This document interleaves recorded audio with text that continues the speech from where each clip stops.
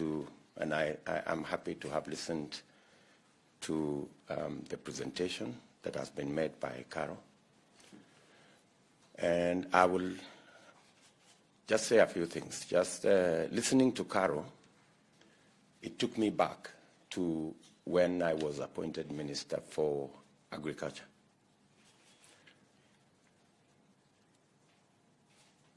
When I went to the Ministry of Agriculture in 2008,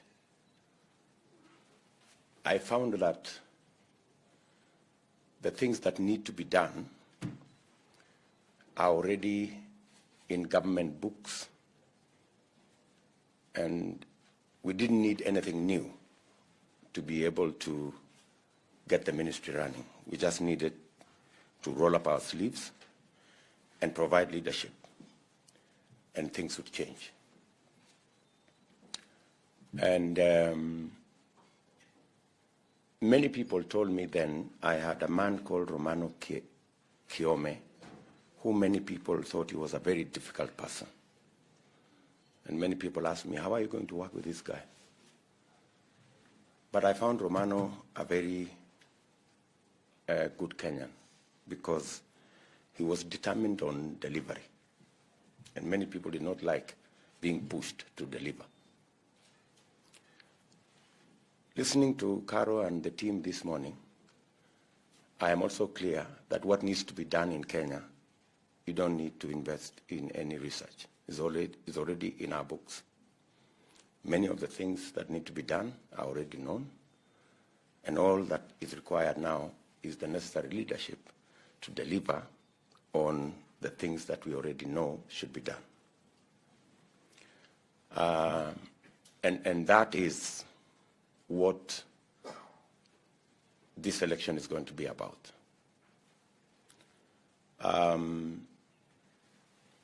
My own perspective on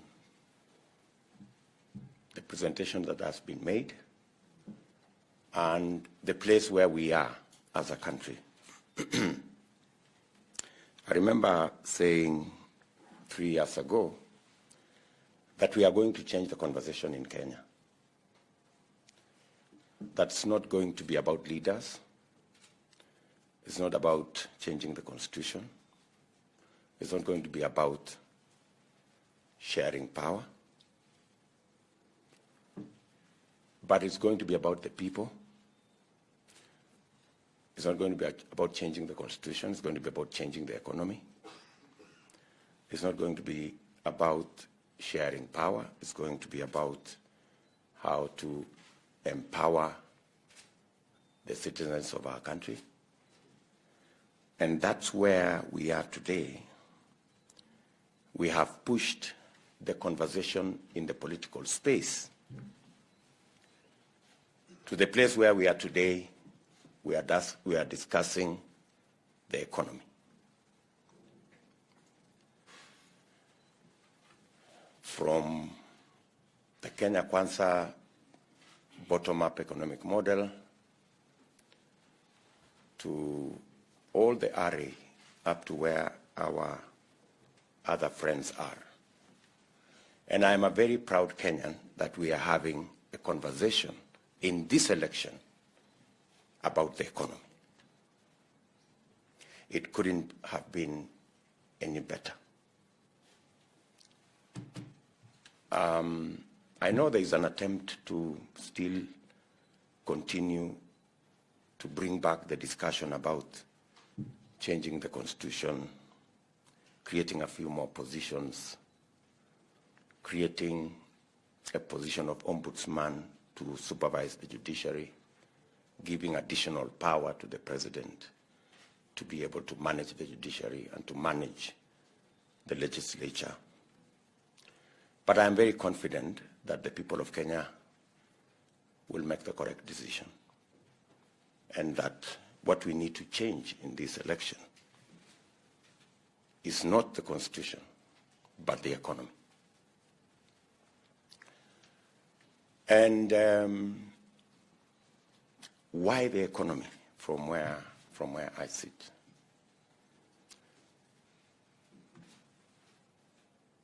The way to move Kenya to the next level, as has been ably articulated by Carol, is how to relook at the whole spectrum of our economy. From the Kenya Kwanza perspective, we believe that the first step towards everything you have said here is how to capitalize the private sector. That's the whole essence. If you ask me what bottom-up is, it's about how to capitalize the private sector. I know when we say capitalize the private sector, many people wonder whether we are talking about capitalizing the corporates. That's not what we are discussing. We are discussing about having a limited resource base. How do you deploy the resources we have where we can get the highest return? Highest return in terms of creating jobs, highest return in terms of creating opportunity, highest return in terms of creating wealth, and highest return in terms of how we can move everybody to the next level. From the Kenya Kwanza perspective, we believe that the limited resources we have, the way to get the highest return is to deploy in areas that not only give us quick returns, but also the highest returns. And where are these areas? You've heard us say the lowest hanging fruit is in the agricultural space and in the micro and small enterprise space. If we deploy resources, public resources that is, in that sector of the private sector, we will then not only their productivity and get a quicker return, but we will then create a market. So it's about increasing our productivity and expanding the market for everybody. Let me maybe put it much more clearly. We believe that agriculture being the low-hanging fruit, deploying public resources in increasing the productivity of our farmers is the easiest place to begin. Why? Because number one, whether it is crops, we have the farmers already in place. They are already doing it. If it is maize, they are producing 5 bags per acre. We can make them produce 15 in one season. If we make sure they have the correct seed, and we make sure they have access to affordable fertilizer, we will increase their productivity. Milk, for example. We are the largest producer of milk in this continent. We produce 5 billion liters of milk every year. But on average, per cow, we produce between 3 and 4 kilos per cow. With quality seed, with quality feed, we can increase the productivity of every cow from 3 to 15 or 20. That way, we can take it, even if we double it to 10 billion liters. Milk can easily overtake horticulture can easily overtake tea in terms of our foreign exchange earner. And we have the market for it in this continent. This continent imports milk from New Zealand and all manner of places. I slipped a bit the other day. I was having a session in Nyeri, and I was trying to talk about DRC, where we have 90 million people. But I was misquoted. I was trying to say, DRC, we enjoy their music. They can also enjoy our milk, you know, because they are a big market, and they are actually a potential market. Why do I say it's a hanging fruit? We have the cows. The farmers are already doing it, only that they are producing 3 kilos. From the same cow, they can produce 10, 15 kilos, and we can double or even triple our milk production. So this is the sector that has the lowest hanging fruit. Why do I say that? We can increase the productivity of our crop farmers in one season. We can increase the productivity of our cows within 2-3 months. So that's the place, in our opinion, where if you invest, if you deploy, the problem with that space is capital. They don't have the money to do it. And we need to deploy capital and support that sector. What does it do? We have close to 6 million. Anyway, 60% of Kenyans do some sort of farming. Even the people in this room. Everybody here is some sort of a farmer.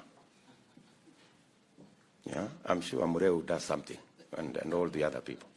So that's where the bigger portion of our population is, and we can, if we enhance the productivity of that sector, we will also expand the market for everybody. And that's why we believe that sector is the easiest sector to begin to stimulate our economy. We have done very well with the deployment of infrastructure. Our second term was about the Big Four, many of you know.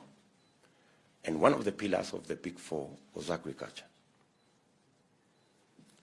And what we wanted to achieve in agriculture is to increase the productivity of our agricultural sector. Unfortunately, we haven't quite done what we wanted to do. And I know everybody here knows why. We got a bit busy with the BBI project and took a bit of our time. And unfortunately, it ended at a place called null and void. That is the sector that can give us quick returns. Number two, we also believe that the small and micro space, as Carol has said here, is another place where we have opportunity. If we capitalize the micro, because what's the situation? 800 young people join the job market, or the labor market every year. Corporates hire 50,000. Medium corporates and enterprises hire another 150, maybe 200,000. So we have a whole 600,000 people every year joining the labor market. But because there is no space, they go to this micro and small enterprise space where they their income is $1, maybe $2, maybe $3 on a good day. And that whole sector has a big challenge in the space of capital. I've had occasion to interact with many people in that space. I remember, for example, I went to Ruaka, and a lady there called Shiko talked to me and said, you see, Mr. Hustler, what we do here, we borrow 1 million shillings every day in this market. 10.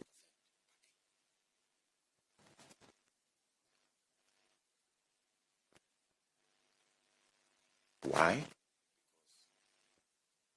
That's the credit we can access. Of course, all of you are aware that we have 15 million Kenyans here. That announcement was made by His Excellency the President in Parliament a few months ago. Reason? Access to credit by the micro, small enterprise people. Because Fuliza charges them 6% per day. So if we capitalize that micro, small space, instead of them paying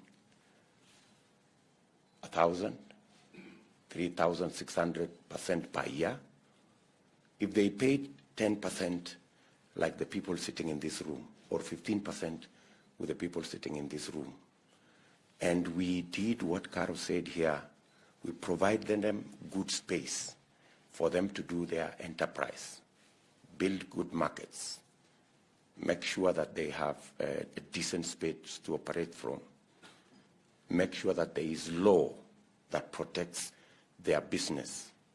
They are not running from Kanjo and the rest of the guys. Those people can move from $2, $3 to $6, $7 per day. That is a space where we have opportunity.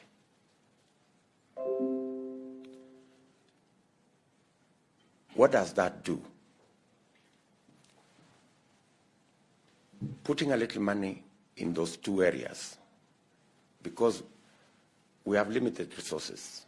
You know, we have limited resources. And if you have limited resources, you deploy them in the place where you have the quickest and possibly the highest return. We've discussed the Biashara Bank forever. Yeah, that's why I have said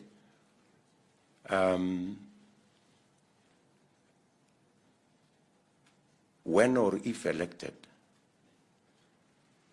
we will put the first 50 billion shillings in the fund for micro and small enterprise for them to have access to credit.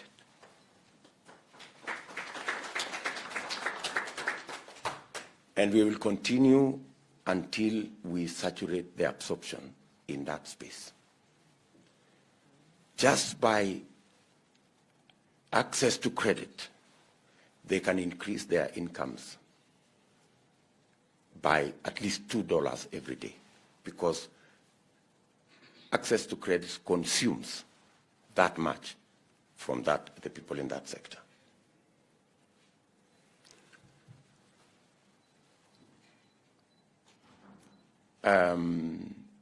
So the bottom-up economic model is basically about access to capital in the private sector, expanding the market, and making sure that if all the farmers increase their productivity, they will be a market for the people in the corporate world. If we make sure that the 80%, Caro said, of the people in the micro and small micro and small enterprise, if we increase their productivity and increase their income, they will also become a market for the people in the manufacturing sitting in this room, the people in all the other spaces sitting in this room, and that increased productivity creates opportunities for the people sitting in this room for agro-processing, value addition, and the whole chain going up. That also gives us an opportunity to expand the tax base so that we can create a bigger pool of people who have resources and who can pay tax. And we don't have to rely on a few people today who we are running after and sometimes harassing them. Once we expand at the bottom, more people who are able to pay tax because we have enhanced their productivity in the agricultural sector. We have built an opportunity for agro-processing and value addition and build the value chains. And on the other hand, we have the 10 million people who are in the micro and medium enterprise space. If those 10 million people, we increase their income from the $2 to $6 or $7, in 7 years, we will double the size of our economy from where I sit. Yeah? And these are not difficult decisions because I have served in government and I know how decisions can actually change our whole country. I say so because when we came into office in 2013, we made very simple decisions. For example, what you guys are talking about, the infrastructure in the country. How did we build more roads with the same amount of money? We changed the building code. Today, we have 3 different categories of roads. We have the trunk roads, they are built to a different standard. We have the stage construction roads, they are built to a different standard. We have the low volume roads that we are built to a different standard. We just needed to change the road building regulations. And where we were building a kilometer at 80 million, when it went to low volume, we are building it at 20 million. So for 1 kilometer, we could be able to build 4 kilometers with the same resources. So I'm just telling you that to give you the possibilities if we made the right decision.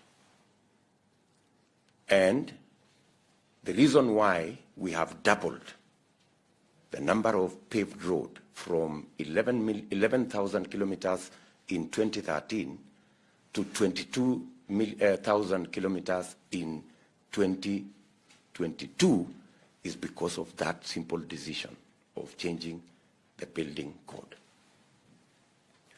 Let me give you another example. How did we build or how did we connect more people to electricity? In 2013, when we came into office, we had 2.3 million people connected to electricity. Today, we have 8.7 million people connected to electricity. How? We again changed the connection model. You require to pay 70,000 before you are connected in 2013. Today, we connect everybody for free, and we have built in a small percentage into your monthly bill to cover the cost of the 70,000 over a period of 7 years. So that's how we have managed to expand. So what am I trying to say? I'm trying to say What is required in Kenya is the person to make the simple decisions to move our country to the next level. And that is what we will provide in Kenya Kwanza.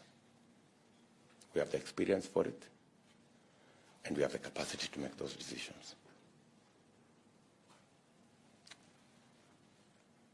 I wish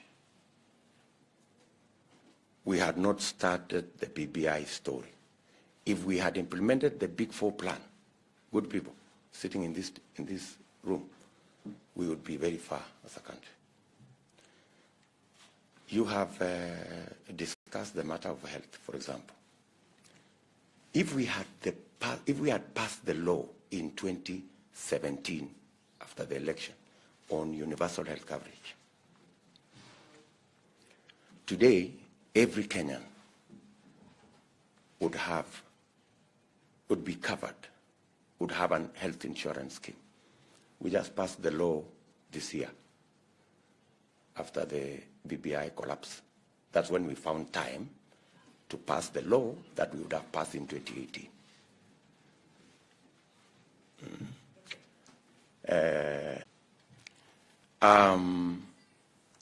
We believe that with a bottom-up approach, we should be able to deploy our capital effectively, public resources we have. We should be able to make sure that we create jobs using the deployment of that capital in the agricultural sector, in the SME sector. And we should be able to expand the market for everybody. And the fourth item, we should be able to ease the chasing of taxes from a few people by making sure that we have a bigger base, we have more taxpayers, and therefore increase the efficiency of tax collection through digitization. Today, we don't collect almost 40% of VAT. We don't collect 40%. We can collect another 250 billion shillings every year just by digitizing the collection of taxes. I am very confident that that is the space we will be able to cover. There is absolutely no reason why we are collecting 14% of our GDP. We can easily move it to 22 or 23% of our GDP, and we should be collecting between 2.5 and 2.8 trillion shillings instead of the 1.6, 1.7 we are collecting at the moment. That way, in my opinion, we can reduce the appetite on borrowing. We can reduce the appetite on borrowing, and we can begin the journey to build and run our affairs more on our taxes and less on borrowing. But it starts with the bottom. Let me say two things so that I can conclude my remarks. We have mentioned here about creating jobs using increasing productivity in our agricultural sector, building on agro-processing, building on value addition to create jobs, and that chain.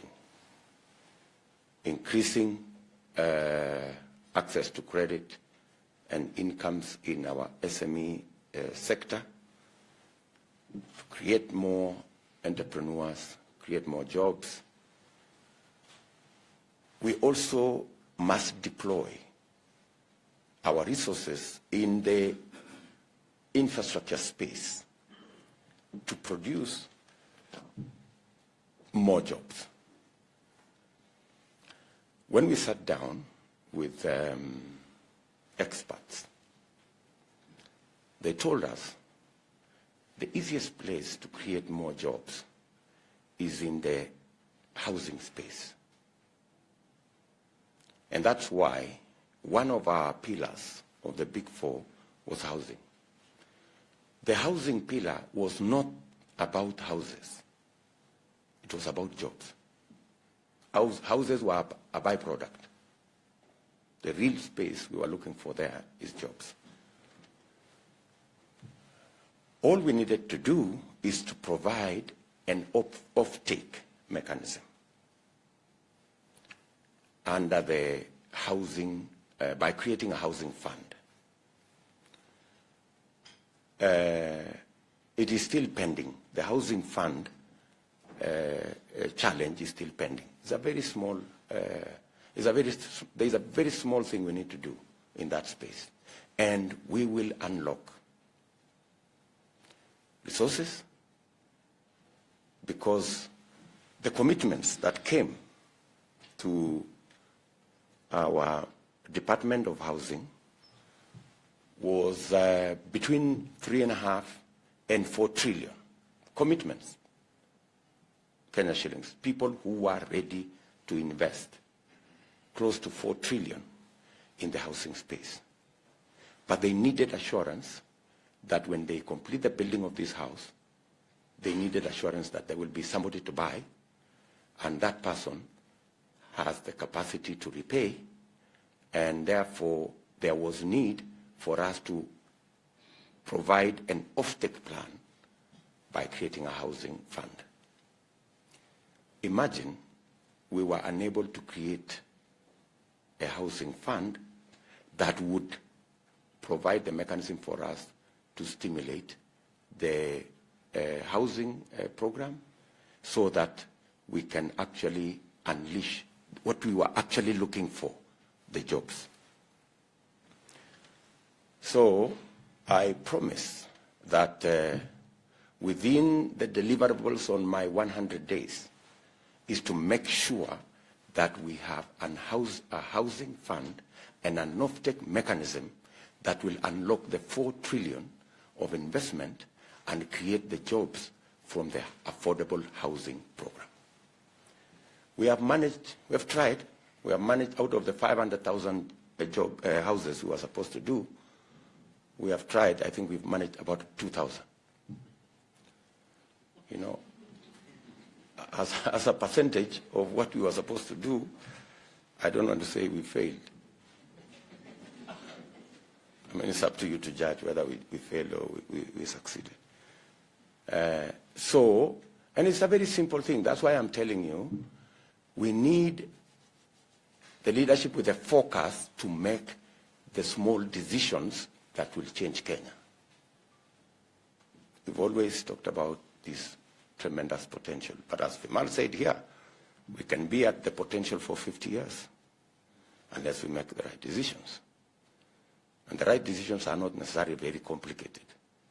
In fact, whenever I talk to people and I ask them how we manage to do the roads and how we manage to do the electricity, they tell me, if these decisions are this simple, why haven't they been made? But that's how it is. So, finally, we have to think about the whole space around savings. Today, as a country, our savings is about 7, maybe 7.5, maybe 8 at most % of our GDP. The reason why we borrow from China is because their savings is 55% of their GDP. We have to rethink and rework the whole space of building a savings culture in our country. I mean, many of the people, all the people that have a pay slip know that there is a 200 shillings on their pay slip to NSSF. I'm not saying I'm saying 200 Kenya shillings. It's not $200. 200 Kenya shillings. I mean, anybody in their rightful mind, how can anybody say 200 shillings is a saving?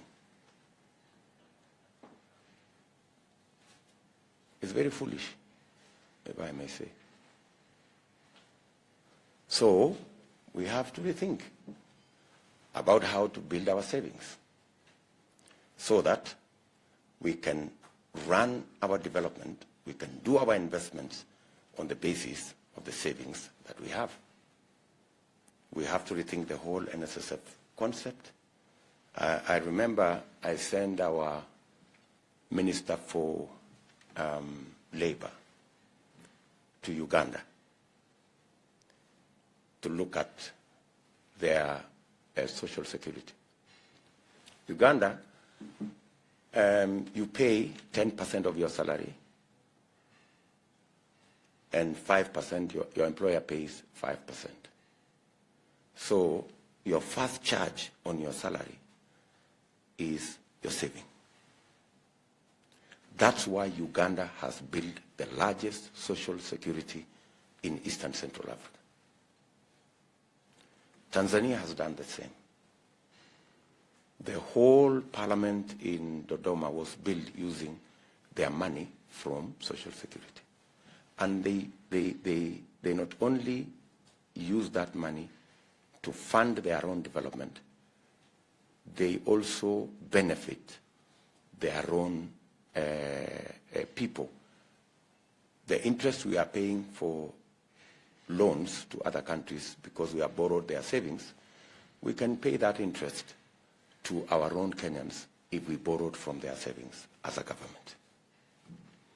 And we can create a bigger pool of resources that we can borrow at reasonable rates to drive our development. Again, we need to make the decisions that will put that in place, and I commit with my team that those are the decisions we will make. Finally, we must deal firmly and decisively with corruption, conflict of interest, and state capture. We must deal firmly. We must be clear that the fight against theft of public resources cannot be a subjective fight, because then we lose it. It must be a fight that is based on the rule of law. You've said here that our judiciary get I saw your number, 0.6% of the budget. The standard worldwide is 2.25 of our budget. That's why disputes in the business space take forever. That's why corruption cases take forever. And therefore, justice delayed become justice denied. We must operationalize the judiciary fund. And I will operationalize the judiciary fund day one. That is the first signature that I will put. So that we can free the judiciary to discharge its mandate. So that the judiciary can deal with disputes. So that the judiciary can deal firmly, decisively with corruption cases. I do not understand how anybody in their right senses, instead of operationalizing the judiciary fund and getting the judiciary to discharge its mandate independently, anybody could be imagining that you need an ombudsman appointed by the executive to supervise the judiciary so that the judiciary become subjective to the executive. It is madness. Anybody saying that we need to change the law so that the judiciary can now operate not independently, but supervised by the executive, is taking us, I don't know in which direction. Number two, the entire criminal justice system, because the office of the IG is an independent office in the Constitution, independence must include financial independence. If you do not have financial independence, your independence is meaningless.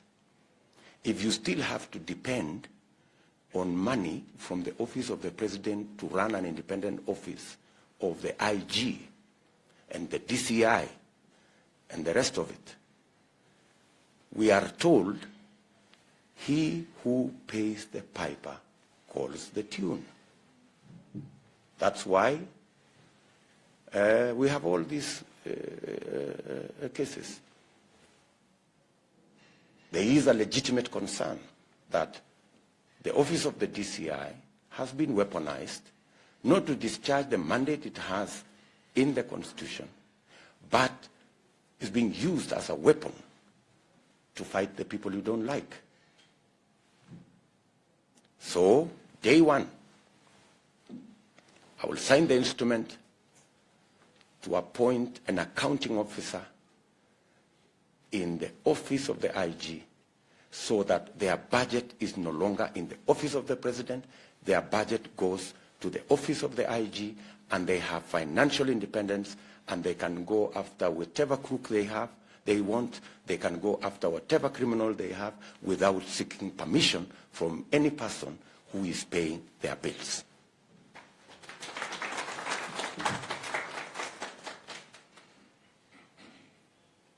So, simple decisions that need to be made to get this country moving. And I am very, very, very clear in my mind that we can transform this country in a very short while, in a very short time. And we can stop being the potential and be the reality that we should be. When I talk about that whole farming space, this man, Malsha, has been talking to us about contract farming for edible oil crops. And that goes into the space I was talking about, getting the product, putting money in that space around farmers.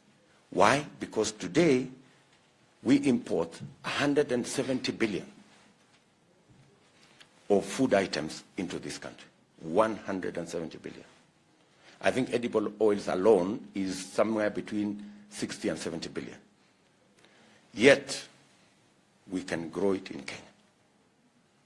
So, we already have a market for what we are increasing the productivity of our farmers. We already have a market for what they will produce. So, I think I have said enough. And I want to ask this room that the very beautiful things that you have laid out here, from our perspective, we believe that we do not have the resources to do everything, but we have the resources to jumpstart and to create the first step and the momentum to be able to do the rest of the things.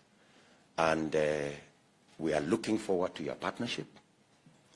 I am looking forward to working with you so that we can make these decisions together, and we can all expand our tax base.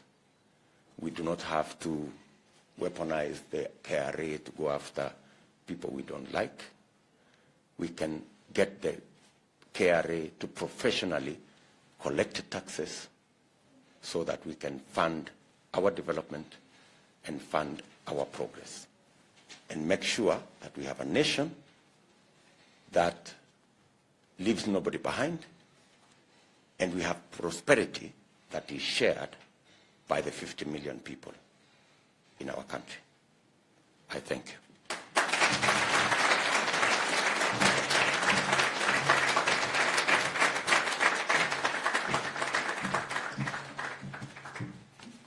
Wow. It has been an interesting session, having the two input from our leaders, from the private sector and from the presidential candidate. And what really comes out is that the work of today is the history of tomorrow, and we are its makers. Let us all strive to be mad, as Vimal always tells us, and that means let us go out and make a difference and be partners in growing the economy. To that, I'll request we make 4 atamas to appreciate the speakers, and then I'll request after that to have in your Bath, who's the chair of KEPSA Foundation, to take us to the plenary. But at DP, there will be some questions that we'll request for your participation and the entire team, and then we will then have the closing remarks. So we'll request for your patience as we're almost done. Let us do the 4 atamas. We go atama, atama, atama, atama. It's in your Bath. Karibu sana.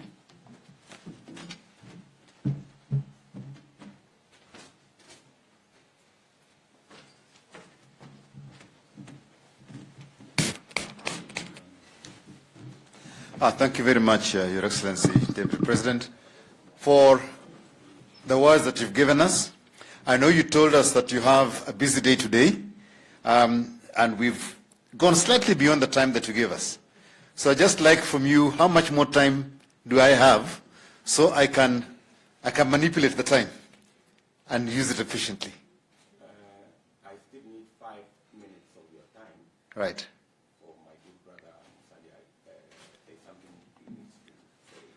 Okay. And then maybe another 10, 15 minutes max. Good. Okay. Mheshimiwa Honorable Mudavadi, I think it's good you give us that everything, and then I take the questions all inclusive, rather than try and play around. So karibu, and then you give me the time.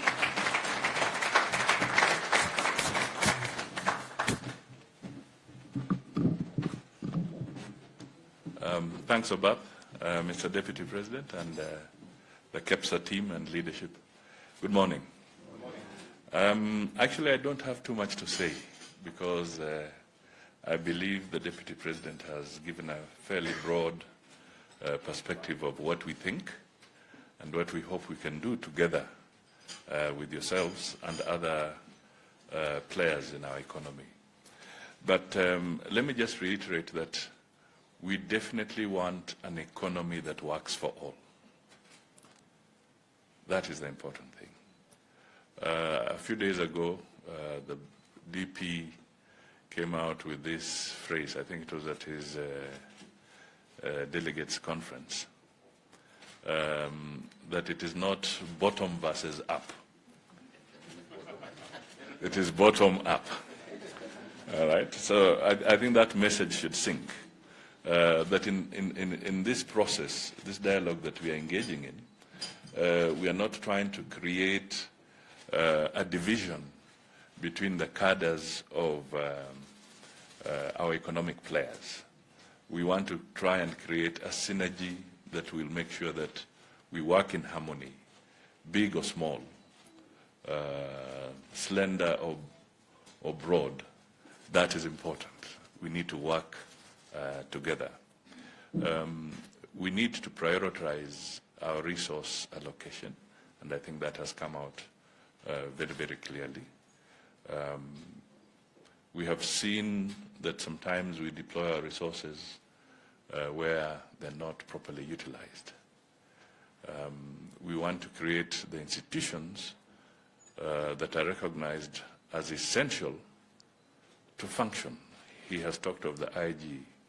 We want to be able to say that can the real IG step forward?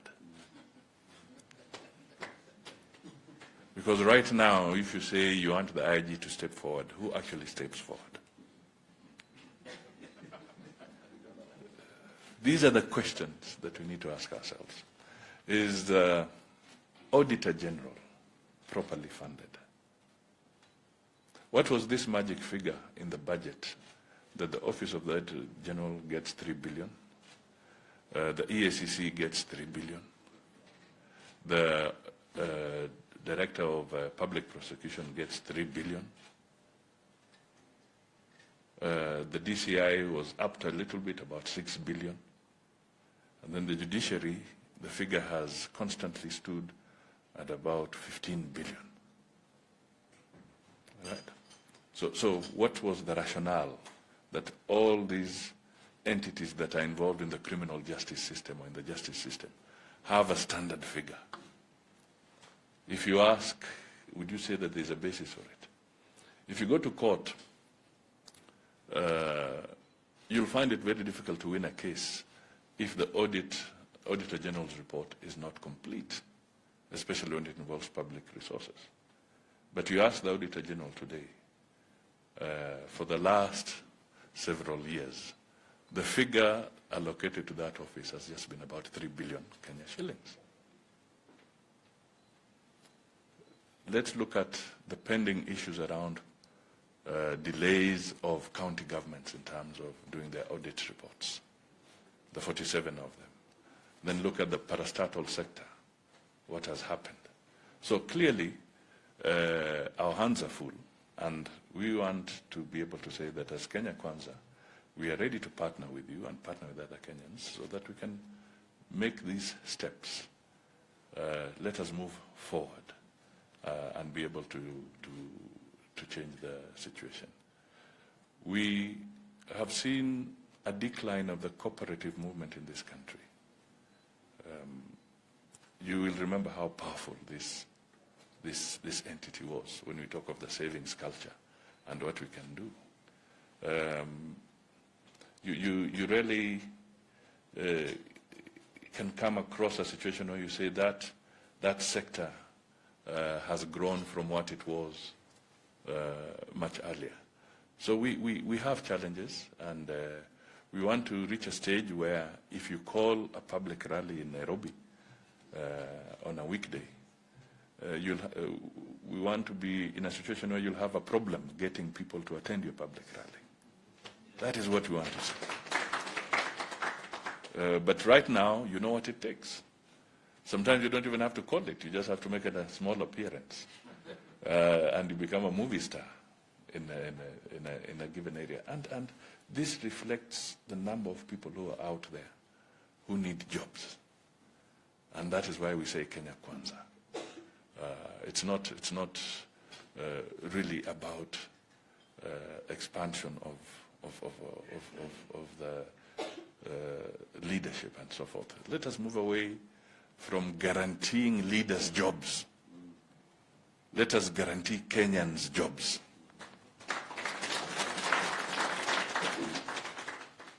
Let us make sure that our decisions are underwriting several jobs for the people who really need them out there. We believe we have a package that we can offer to the people of Kenya. We want to have strong democratic institutions. We want a strong financial system that works. We want a private sector that is happy to partner with the government and the people of Kenya. You are not the opposition, plain and simple. The private sector is not the opposition. So we must stop treating them as an opposition.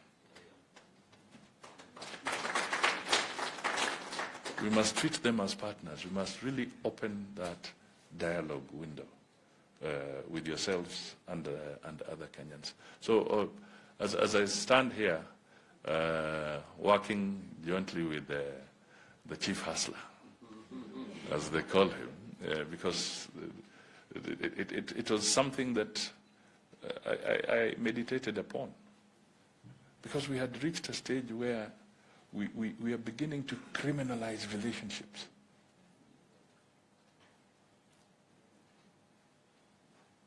You cannot start painting fellow Kenyans as pariahs. Let our relationship be evidence-based. This is what is important. Let the people who have an issue with the government don't evade tax. But there are ways of finding out whether you are in default. And then deal with it. professionally. I was one of the people who set up KRA when I was in the Treasury. Surely we did not anticipate that KRA would be walking into your premises with the police behind them. That was never what was anticipated. Let us strengthen our arbitration processes to buttress the justice system that is talking about. Can we create a situation where we can become a hub for arbitration? Because you as business people, you want to cut the time that you take going to court, trying to process your issues. Can we develop a strong arbitration mechanism? Make this a center of global or regional arbitration so that we can get businesses moving and decisions made very quickly? Yes, we can do it. The brains are here. So I can tell you that tuko tayari kufanya kazi na nyinyi. I don't know which is the better word in Kiswahili. The Swahili experts are here. Obath, you're one of them. You should tell us, is it tenda wajibu wako or is it tekeleza wajibu wako?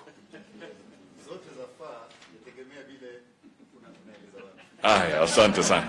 I think that's all I can say, but thank you so much for inviting us to be with you this morning, and we look forward to continuous engagement as we go forward.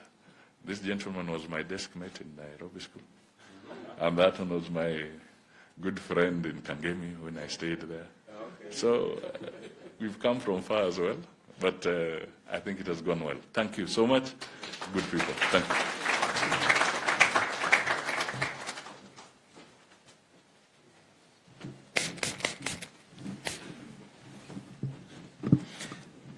Right, I shall make this as brief as we did the last time. Let me ask my technology people to get working. As we did the last time, we shall put up Menti. Please bring out your mobile phones. Please bring out your mobile phones.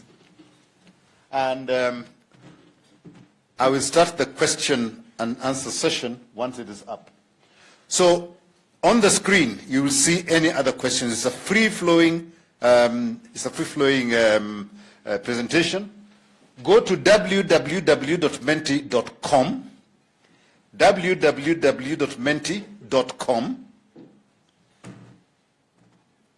and once you're on that page, enter the code 9523 4413. And when you submit it, you will get a screen that asks any other questions. And I will put my name so that you know that it works, but then you please put your questions. So I will just put my name, Obath, and then I'll submit. And you can do several times. You can do several questions. So you see, it appears, but you don't know who put it down. You know it is me because it's my name. Currently, there's only one person registered. I can see that in the bottom corner.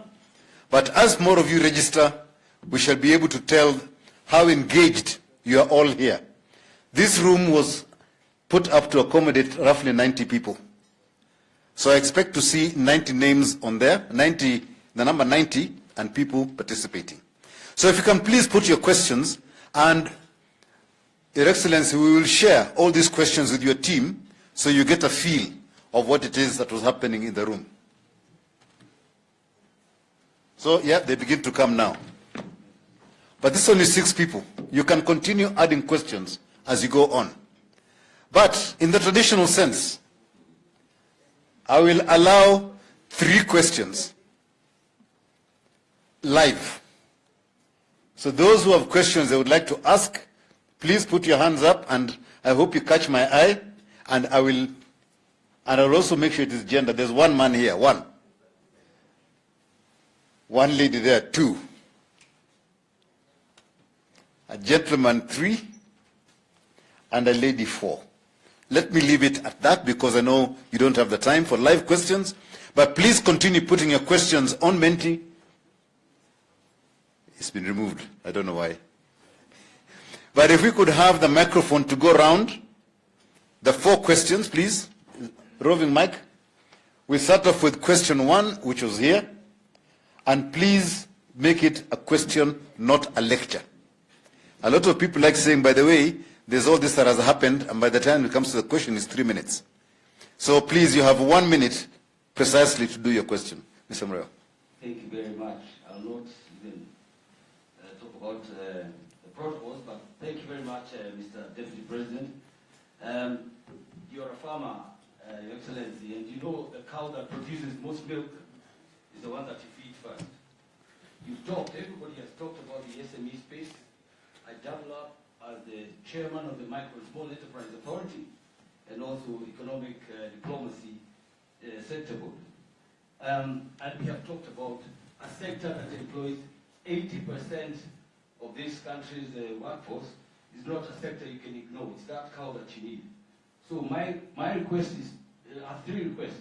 One is if your government can create a specific ministry that looks after this sector. Because for a long time we are all in a pool looking for resources that are scarce. Secondly, Your Excellency, is we offer incentives to foreign investors, but we don't offer any incentives to the local investors. And your local investors are the SMEs themselves. They're the manufacturers, they're the ones who actually... You spent a minute talking. What is your question? Yeah, no, I'm making a statement. I request... No, we are asking questions. Please stick to a question. We don't have time. Right. His Excellency has got places to go. He has given us his time. So ask your question, please. My question is your third order, executive order, going to resource the micro and small enterprise authority so that there are funds, as you have seen?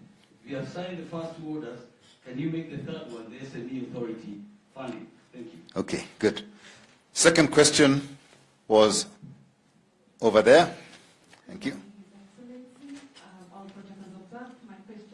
Please introduce yourself so that they know where you're coming from. My name is a Kenyan, also work in the financial sector. My question, I did see representation or discussion about 50.1% of the population of Kenya, which is women, especially in this day when we are scared of even being drivers. Thank you. Okay. Thank you very much for honoring the time.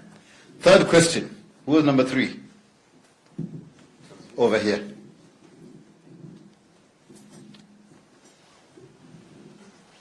Your Excellency, good morning. Nick Nesbitt. A quick question, if you could give us some insight into decision making.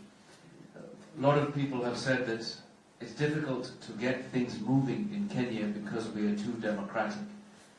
And as CEOs, we look at a leader and she or he decides this is the way things are going to go. The interesting part of what you talked about was we will give independence to different institutions. Can you talk about how that would work to ensure that we are able to implement all the good things that you're talking about? Thank you. Thank you. And then the 4th one was over on that corner.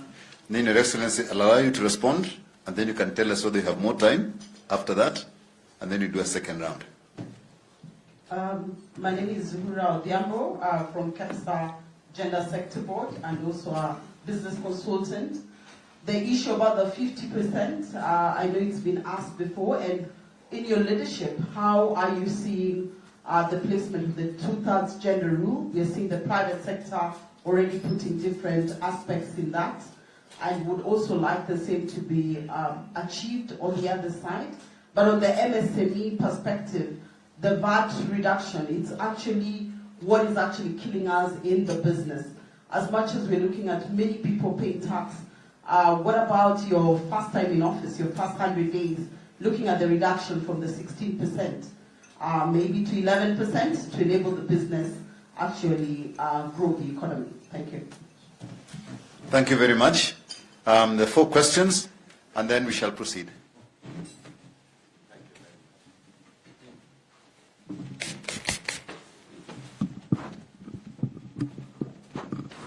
Thank you very much.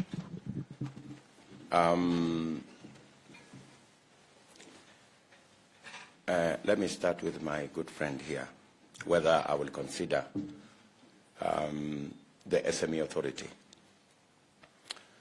I think we have enough structures in place to be able to roll out the 50 billion commitment on making sure that we have access to credit by SMEs. We have already the Biashara Fund.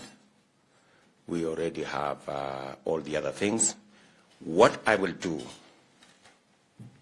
is to make sure that we don't create additional bureaucracy.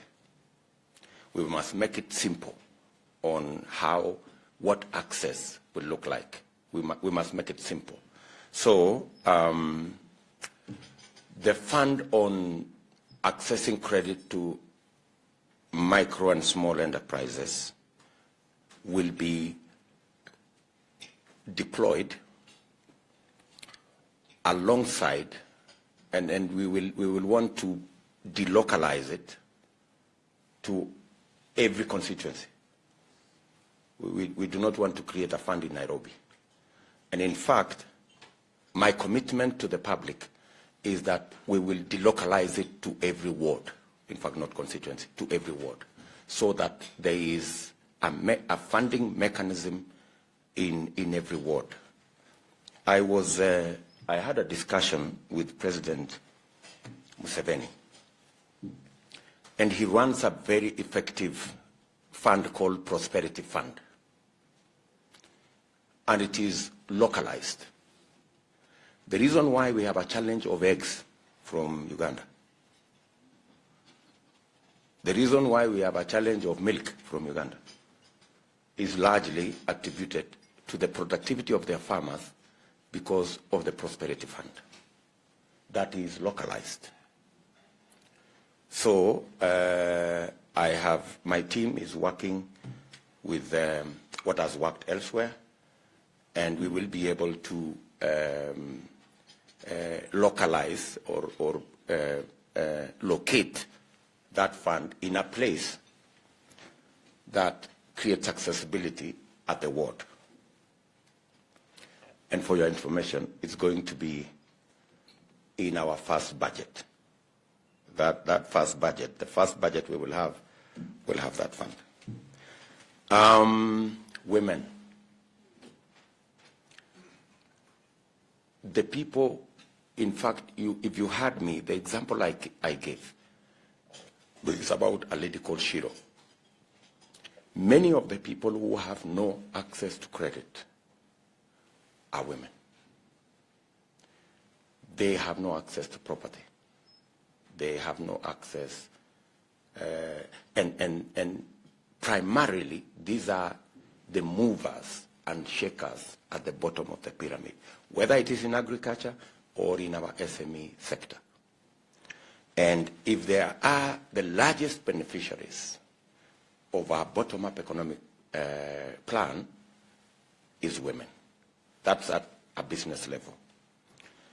At the level of the two-thirds gender that we have all been working on, if there is one place I will support the changing of the Constitution is on the two-thirds gender rule. That is the place I will accept for us to change the Constitution. I will have a problem with changing the Constitution to guarantee positions for leaders, as Musalia said. If there is a guarantee, we must give.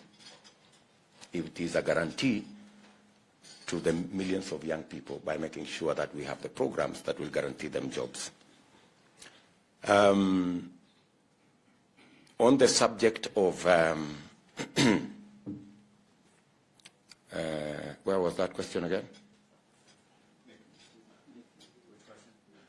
Yes. Are we too democratic to be able to get things moving?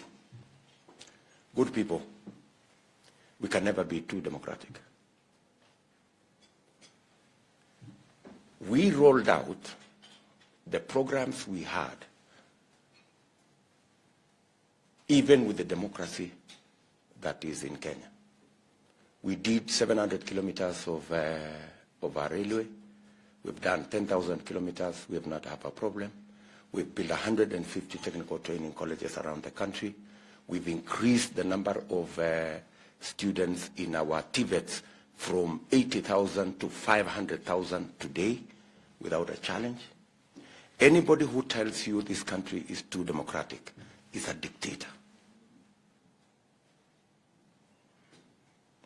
And that is why there are people who imagine that they want to control the judiciary. The day we accept BBI to bring an ombudsman so that the president can control the judiciary, we are 90% down the road into a dictatorship. Believe me, you.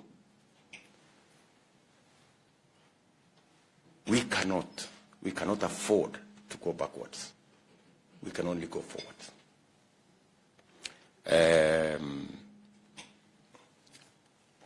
Working with, there is wisdom in having independent institutions so that we can have a system of checks and balances that creates accountability. Nobody should tell you the story of a benevolent dictator. There is nothing called a benevolent dictator. A dictator is a dictator. And we must never run experiments around that space. We can take this country forward by hearing every voice. And we can take this country forward without harassing others. You know, the people of Kenya are intelligent enough to make a decision as to what is right and what is wrong. Let us not underestimate the intelligence of the people in the street. Even though they may be in slippers, I tell you, they are not fools. So, we must never run any experiment about our democracy. It is what works. It's what works in the world. It's what works best. And nobody should tell us, oh, you know, Africans, you have to be a bit dictatorial for them. No. You know, in other words, we are accepting that we are lesser human beings. That's an insult. Good people. I have been deputy president for 9 years, and that's why I want to answer the next question. I've been deputy president for 9 years. I can tell you from where I sit that there is nothing that you cannot achieve if you have a plan. All these, oh, you know, the judiciary is a stumbling block, I don't know what, you know, we are too democratic, are excuses when you don't have clarity of where you want to take the country. We've done the many things we've done. With the judiciary being in place, with all these people, with all the noisemakers, the civil society are also telling us stories. They are telling us you cannot do this. They all become part of what informs us. The civil society have a role to play. The judiciary have a role to play. The legislature have a role to play. Sometimes they cause us problems in the House, but that's the nature of democracy. We just need to call them. Sometimes they take certain decisions out of not having enough information. We just need to get them, explain to them, and in many cases, people who are in these offices, whether in the judiciary, whether it is in the legislature, they are not fools. They can see sense where there is sense. Let me, I see somebody has asked me here, you have been in leadership for decades.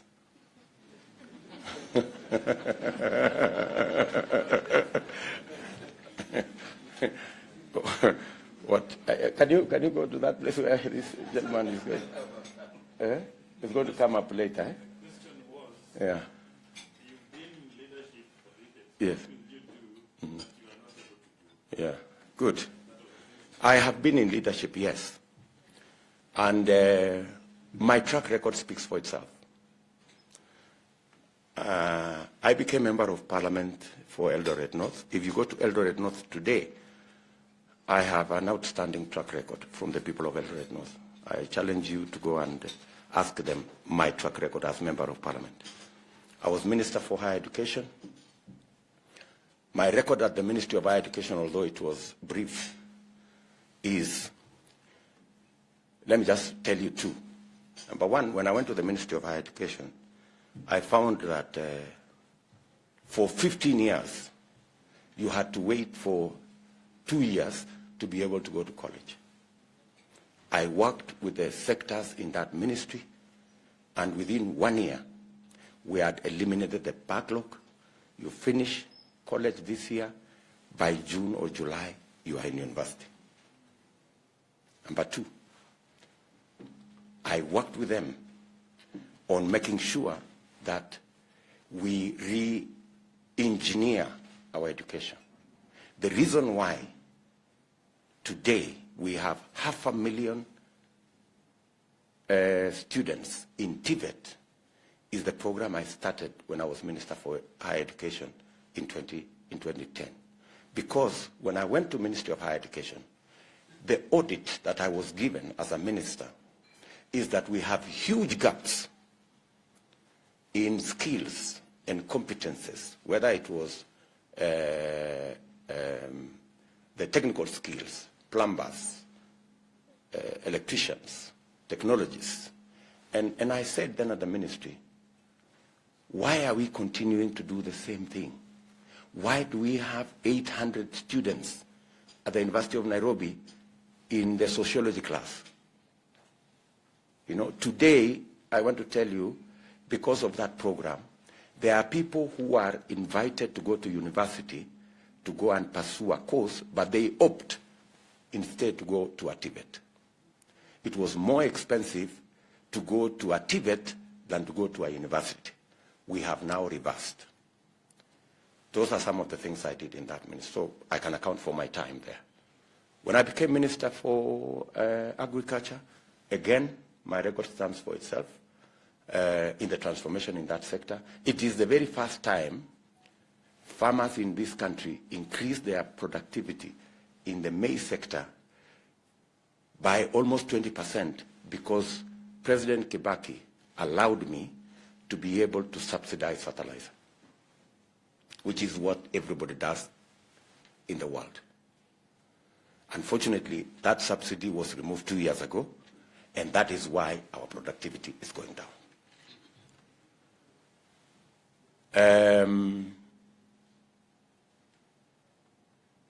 I have been deputy president. I can account for my time. In our first term, I am the person who sat down with Michael Kamau, our CS, an engineer, Mosonic. And it is on my table in Karen that we changed the building code. And that's how we have delivered the 10,000 kilometers. It was on my table in Karen that we sat down with Charles Keter and Engineer Kamau that we worked on changing the model of connection of electricity. And that's why today we have 8.7 million Kenyans connected to electricity because we changed the model.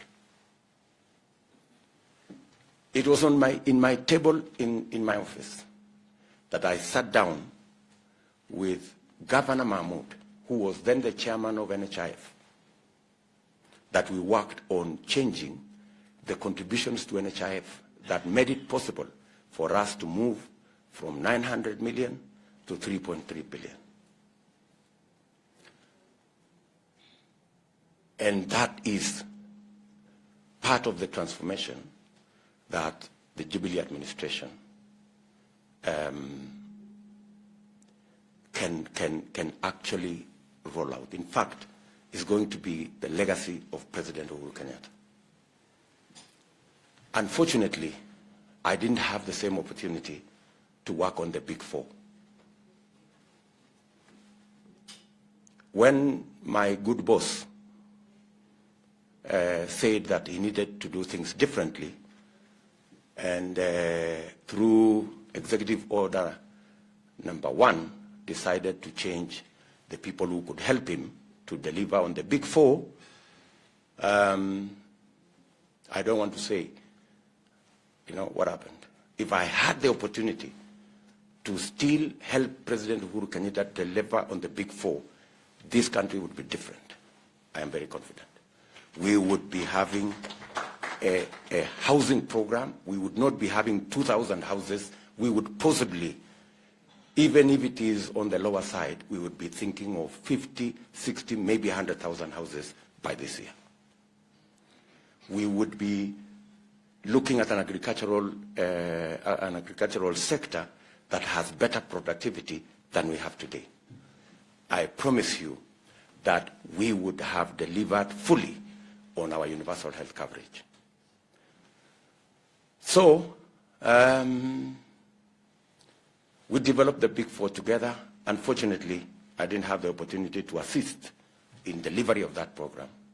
And so, I believe I have the skills and the passion and the ability to make the right commitments and work with, build teams that can change this country. I have a track record of doing it. I believe given an opportunity, I can do it even better at another level.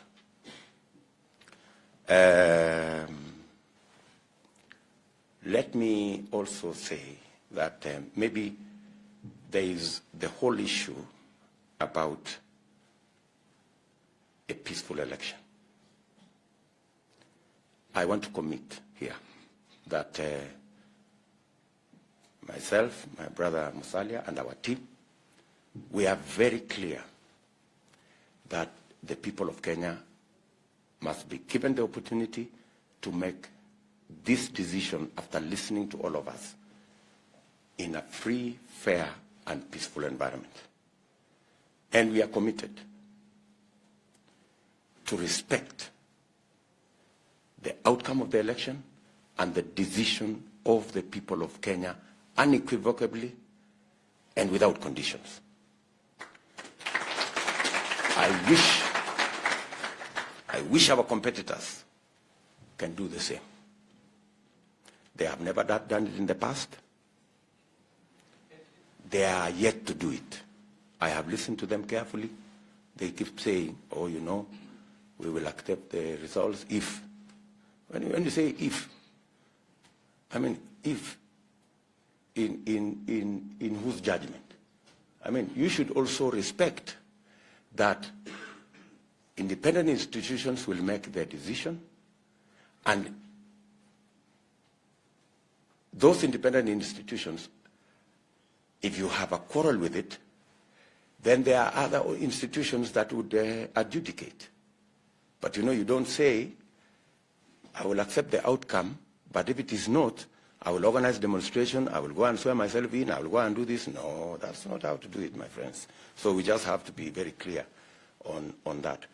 I am giving you my commitment here unequivocally, publicly, that I will accept the outcome of the election, whichever way it goes, because elections are not a matter of life and death.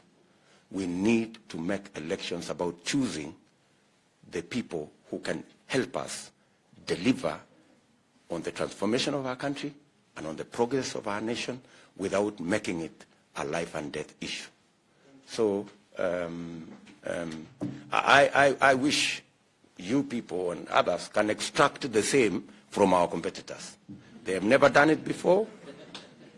I hope they do this time round.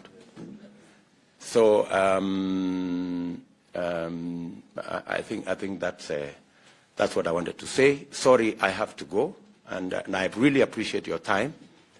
And I will also take this opportunity to ask for your vote.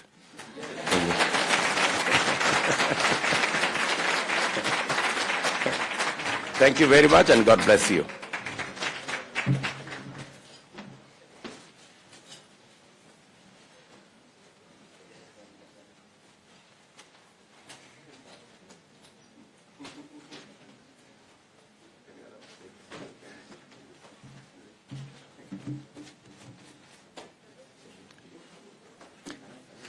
Your Excellency, you gave us the time. It's now over.